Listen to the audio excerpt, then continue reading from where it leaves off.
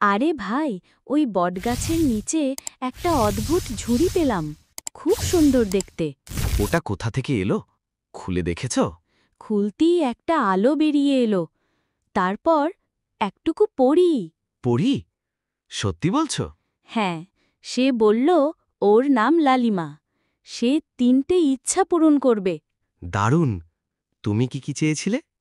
প্রথমে বললাম আমাদের গ্রামের সবাই যেন সুখে থাকে। তারপর আমাদের স্কুলে নতুন লাইব্রেরি চাই।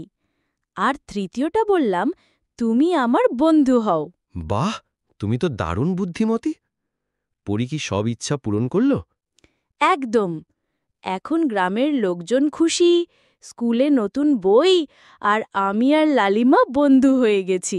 তাহলে তোমরা এখন কি করো? প্রতিদিন কিছু না কিছু ভালো কাজ করি। কখনো হারিয়ে যাওয়া প্রাণী খুঁজি, কখনো গাছ লাগাই, আবার কখনো দুষ্টু ছেলেদের ভালো বানিয়ে দিই। টুকটুকি, তুমি তো এখন আমাদের গ্রামের হিরো।